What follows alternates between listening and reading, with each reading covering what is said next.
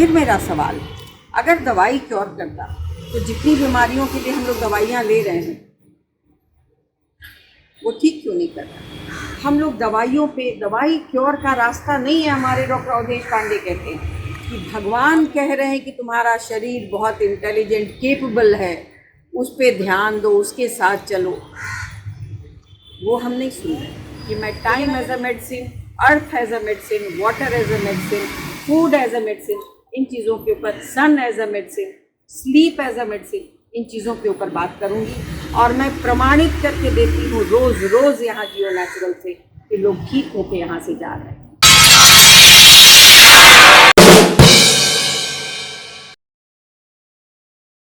नमस्कार, मैं डॉक्टर सुमन लाल, नेचुरोपैथ,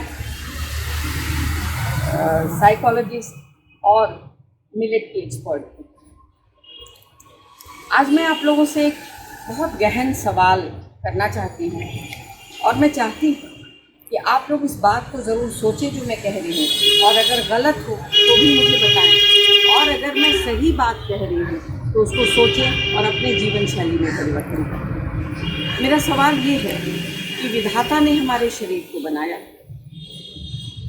पंच तत्व से इस शरीर को बनाया और इतना इंटेलिजेंट बॉडी बनाया कि वो हर बात समझता है। बॉडी को खुद पता है कब खाना है, कब सोना है, कब उठना है, क्या खाना है, क्या नहीं खाना है, कौन से अंग को कौन सा काम करना है, और आपस में कोऑर्डिनेशन के साथ एक रिदम में काम करता है।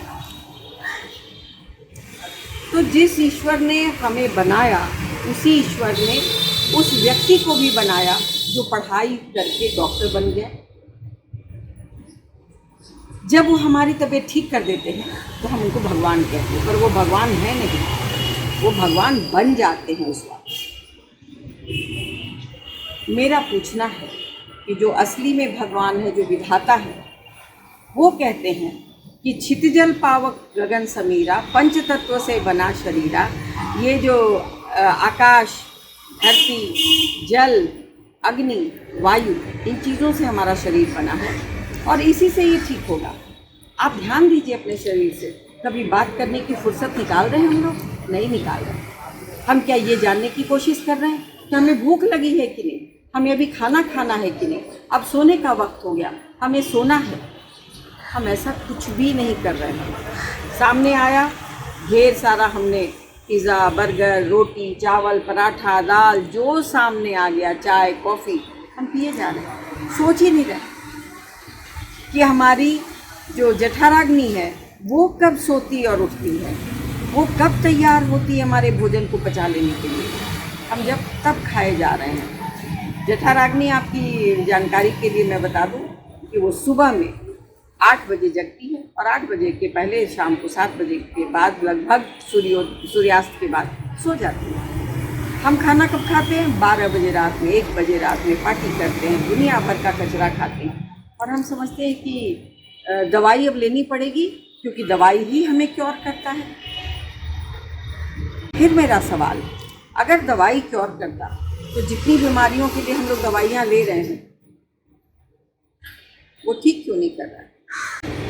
मुख्य सवाल जो मैं आज पूछना चाह रही हूँ, फिर वापस उस पर आती हूँ कि भगवान कह रहे हैं कि तुम्हारा शरीर बहुत इंटेलिजेंट, केपेबल है, उस पर ध्यान दो, उसके साथ चलो। वो हम नहीं सुन रहे।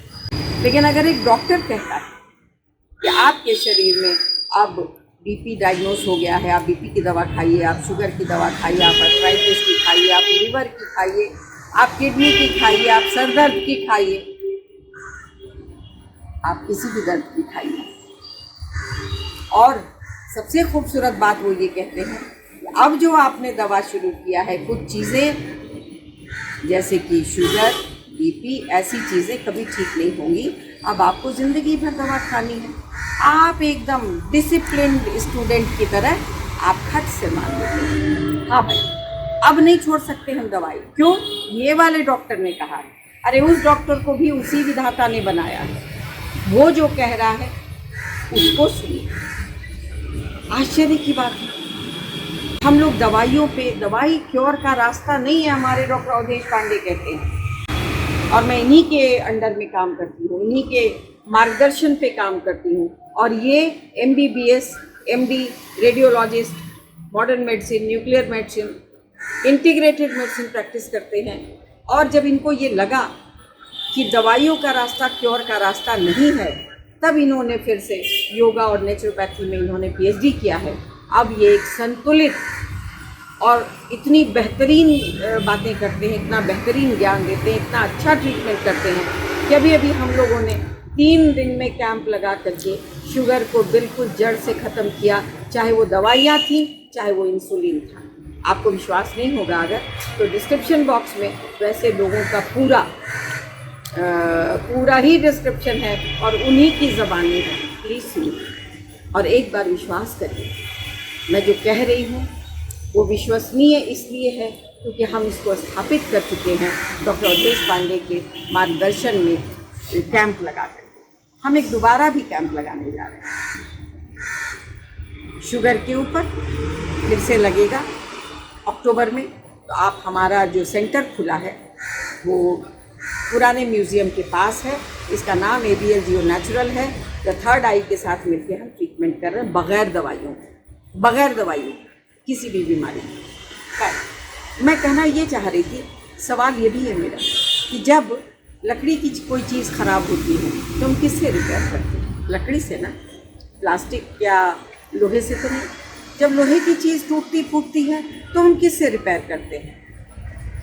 लोहे से।